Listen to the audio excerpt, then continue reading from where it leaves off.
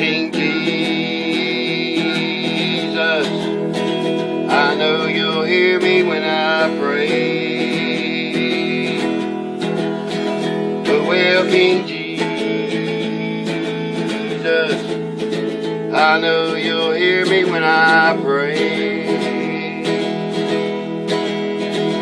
Lord, I'm down and in trouble.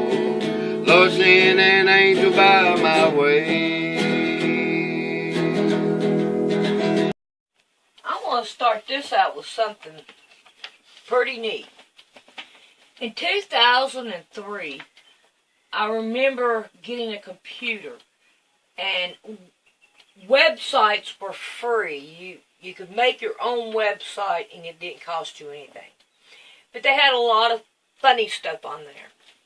And I printed out a lot of funny stuff. And I figured that I liked this one, so I figured I'd read it to you. Why God made Eve. God was worried that Adam would frequently become lost in the garden because he would not ask for directions. Number 9. God knew one day Adam would require someone to locate and hand him the remote. 8. God knew Adam would never go out and buy himself a new fig leaf when his wore out, and would therefore need Eve to buy for him. Number 7. God knew Adam would never be able to make a doctor's, dentist, or haircut appointment by himself. God knew Adam would never remember which night to put the garbage on the curb. Number 5.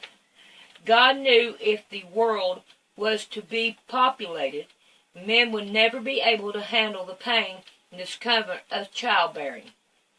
Number 4. As the keeper of the garden, Adam would never remember where he left his tools. 3. Apparently Adam needed someone to blame his troubles on when God caught him hiding in the garden. 2. As the Bible says, it is not good for man to be alone. And finally, number 1 reason why God created Eve. When God finished the creation of Adam, he stepped back, scratched his head, and said, I can do better than that.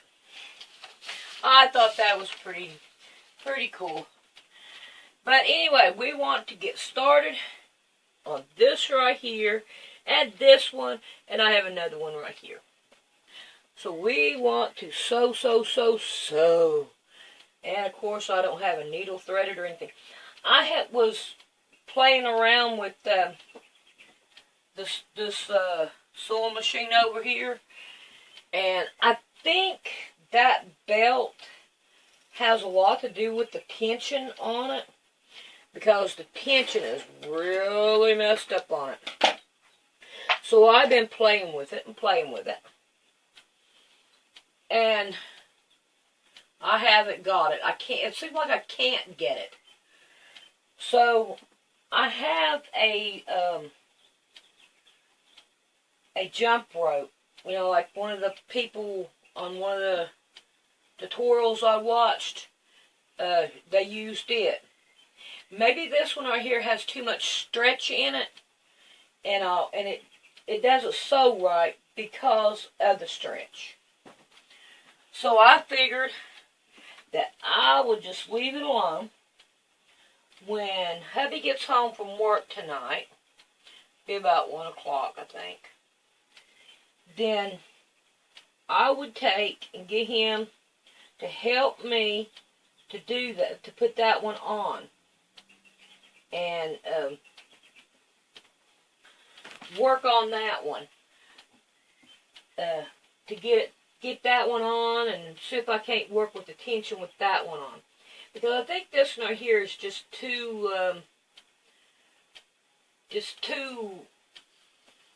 elasticy. I don't know if you can see. Let's see if you can. Yeah, you can see the sewing machine. So I'll show you what I'm talking about. You see how much I can pull on it and all. So I think that has a lot to do with it. So I'm going to when he comes home, we'll play around with it and see if I can't get it going. I want to play with that thing. I wanted to do this, and I've already took the stitches out of that material that I was using. But the back stitch, oh good lordy, it's horrible. So I'm afraid that to do anything else with it. So I'm just going to leave it alone. And I'm not messing with the tension. I'm not messing with anything on it. Because I know by just spinning it all on its own, the tension was right. I got proof right here. Right here. So, I'm better off to leave it alone. And put that jump rope on it. It was hot in here tonight. And I don't have the air conditioner going. And I probably ought to. Because I've already had one thing of heat, I don't know, I got really bad sick, almost passed out and everything a few years ago. And all. And Rick's always worried about me getting too hot and all. And I had what you call endometriosis back years ago. And I had a hysterectomy. And now the doctor told me that the sun was going to be my enemy. I was like, no. You know, because I like laying out in the sun, being out in the sun, being outside, and all. And now I can't be out in the sun. I'm out in the sun for 5 minutes, and I'm so exhausted and tired. I can't think. All I can do is go, you know. It's not a very good picture. So I have to kind of watch me in the heat and all. Well, I figured that when they come and they get their stuff, I'm talking about Jonathan and Amanda and Emmy, when they get their stuff and get them a home and just get their stuff's all I'm worried about. If they get their stuff and all, I think what I'm going to do is I'm going to change my rooms around. I'm going to put my sewing room in my bedroom and put my bedroom in here. I think that's a bigger room, and I think it would be better for a sewing room and all. I've been wanting to do it, but of course, through all the trouble I've been through and all, I couldn't do it because I had nowhere to put anything. So what my plans are is taking everything out of this room, emptying it up. I am going to do the carpet and, you know, wash the walls down, whatever. You know, the good old cleaning,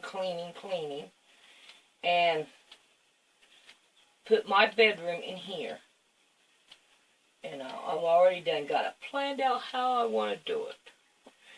And then I'm going to want to make some new curtains. And probably a new quilt to go on my bed. With the curtains matching.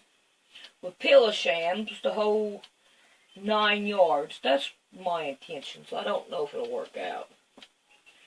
But we'll just find out, won't we? And all. And Rick's, he feels better with going to work now. Used to, he would only work 2 or 3 nights. They love him down there. They love my old man just as much as I do. And, okay, I want to show you something right here. So let's go. Let's get you a little closer. I almost dropped you on the floor. I'm sorry, I don't want to do that. Okay, right here where my needle is. Let me get a hold of it. Right here. If you see right here, there's a split right here. So I'm going to take my needle underneath from this, and underneath this material here, and I got my needle there, and I'm going to pull it out. Alright, I'm going to have a little bit more strength than that one-handed. But I'm going to sew that right there up to where it won't be, you can't see it, so it'll look a little bit better and not cause a big problem. Okay. So, anyway, oh, y'all can't hardly see much what I did. There we go. So, anyway, he would go in, especially when Emmy would throw a fit or anything, and he would get that night off. And so, now he says, now that Emmy's back, not here, and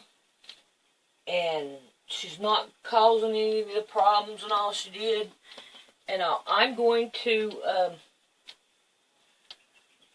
start going to work and working more so we can catch up on these bills and do some other things that we want to do.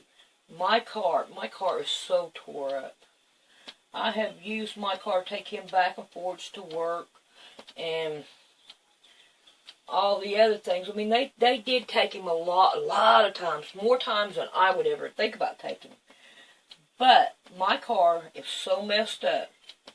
I bought that car, 5 years ago? About 5 years ago.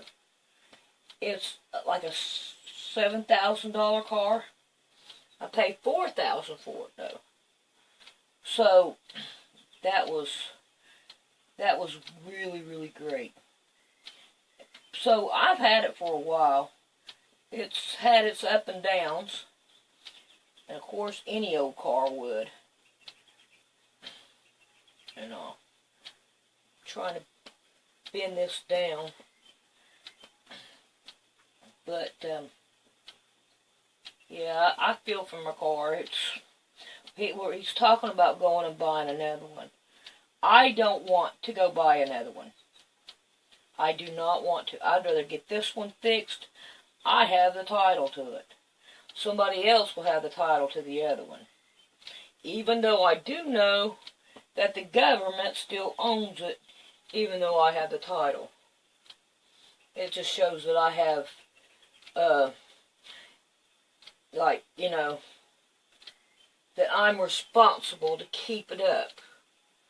And all. The government can come here and take out anybody's car. I don't care who you are. They can come and take anybody's car that they want because the government owns it all. We can go into that. Alright, now I need to do something with this batting in the middle of it. So that it doesn't pop out and wad up and all this other good stuff. I have my needle over here because I was sewing that down. So I have this little bit and I'm going to sew this one down on it. Yep. Look here, we got another little teeny tiny hoe. So guess what I get to do? I get to use one of these really teeny tiny little half square triangles right there. Got to get our iron going here. Alright, I'm just going to take this. I'm going to start going through and just putting it down. Because all we need to do is make sure it stays stationary. Remember, this is just a quilt for the dog. I'm not going to worry too much about it. I'm not going to get any stitches in down this way. But I'm just going to play with it. And we'll have to give it a tie off. I almost made it. Okay, as far as I'm going to make it. Give it a tie off and quit right there. You know, this right here would be good for somebody that's just learning how to quilt and all. It doesn't matter what it looks like, how, you know, just something to learn by. This right here would be great for them and all. But, of course, I don't have anybody like that around. So I'm going to put this back here. I got to redo it. But now we want to work on this one, because it's the next one that I could see. And then I need to get some more of these together so that I can do this one, this one, this one. Oh, here's another one. No, it's going to take a bigger one. It has a bigger hole. Alright. See if I can't.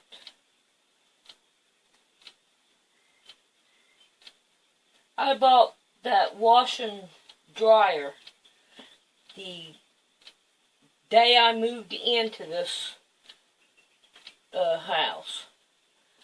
And I've had it ever since. People has come in here. Everybody, it seems like everybody that moves in with me wants to overfill my washer and dryer. It's like, let's just see how much we could tear up while we're here. I don't see what kind of people want to be that way. I mean, if I came to you and I asked you, can I borrow such and such? I would not tear it up. I mean, not deliberately. I would respect it. Because if I tore it up, you're not going to want me to borrow nothing else off of you, and you tell me so. And that's the way I feel.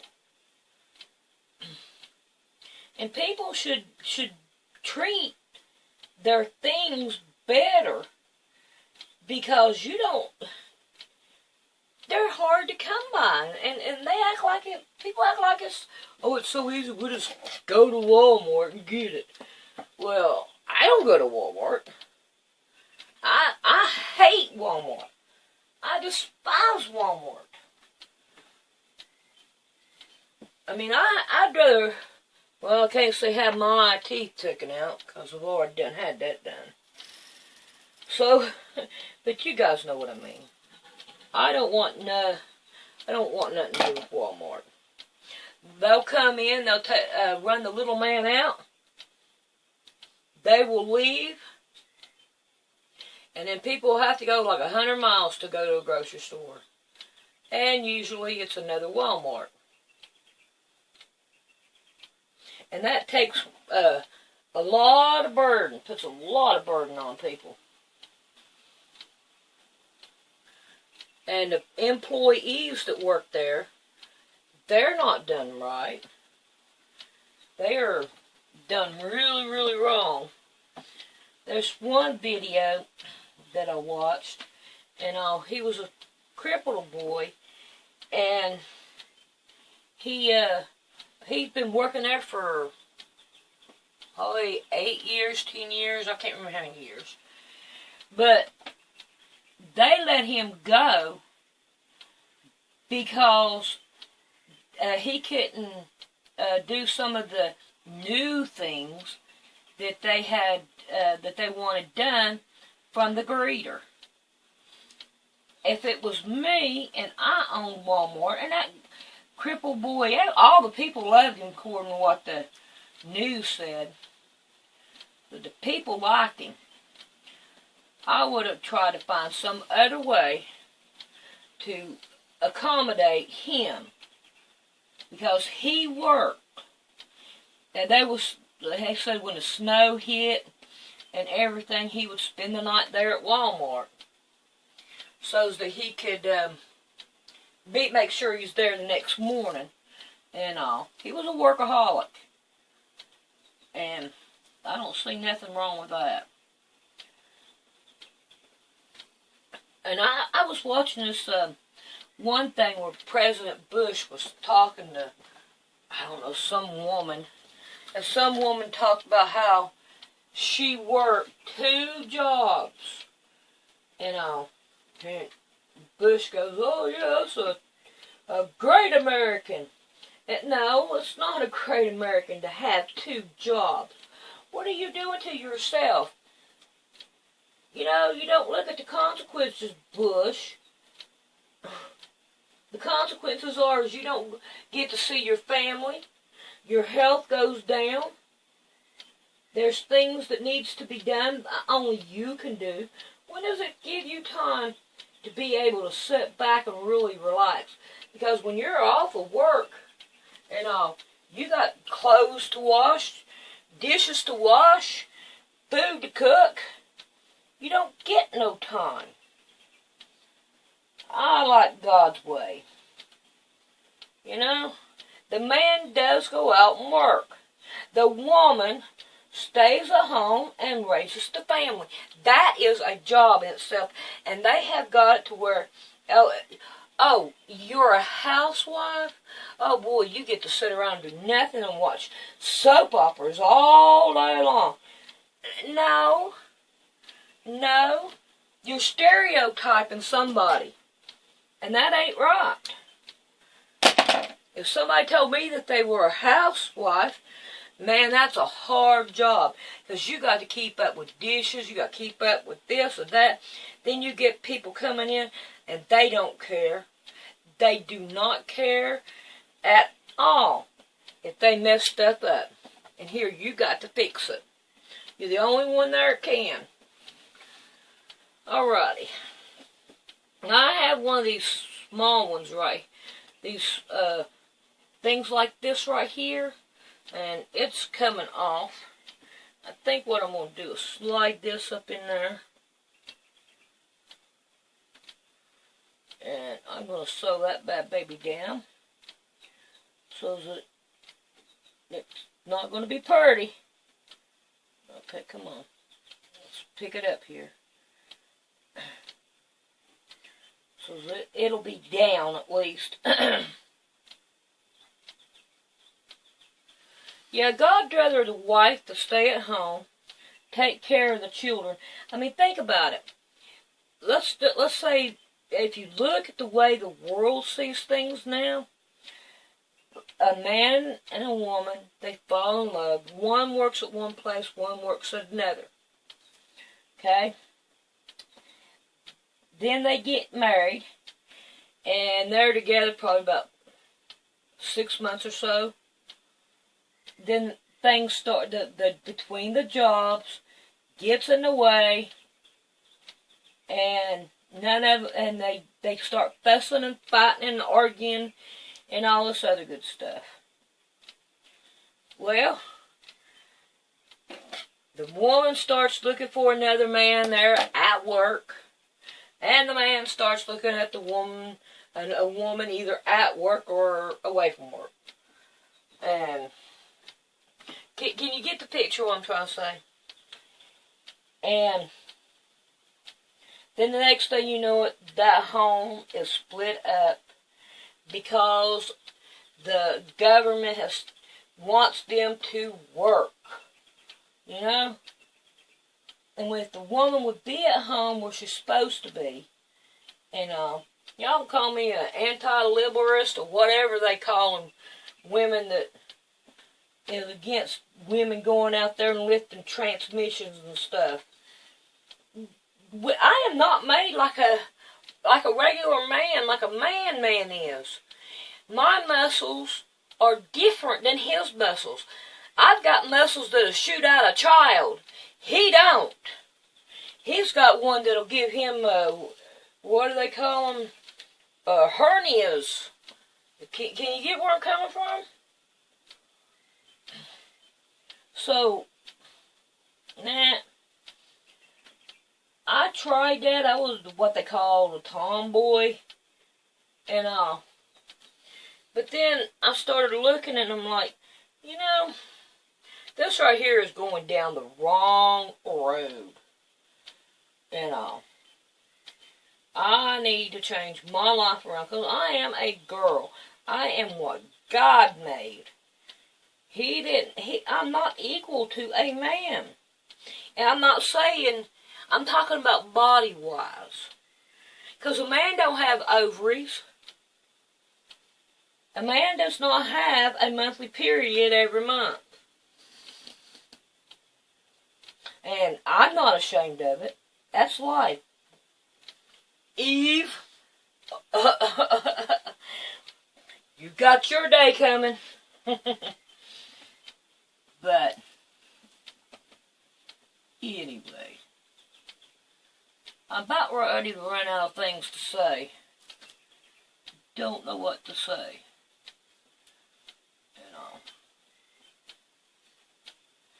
I think what I'm going to do is finish this block up, go rest this mouth, get me a drink of Pepsi,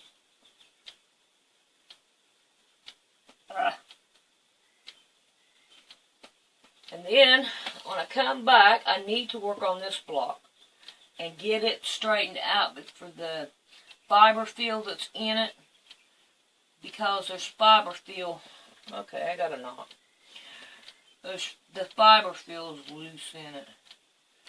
So, but I'm glad to get back on this right here quilt. I'm telling you, I want to get this thing done.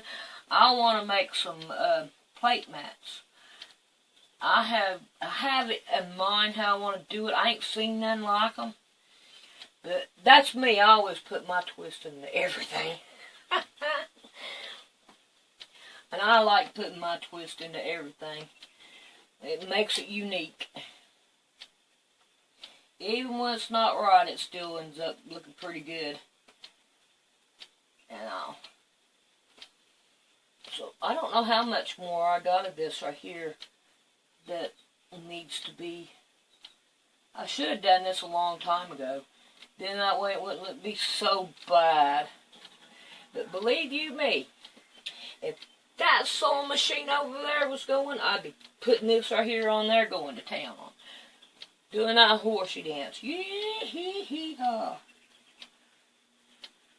Oh. But anyway, I think I am done with this block. And I'm going to tie it off. And I'm going to take and go wetting my whistle. Because it's like twisted. And see if anybody called me, because I left my phone in there. Smart thing to do, so there. Alrighty. So, I'll be back.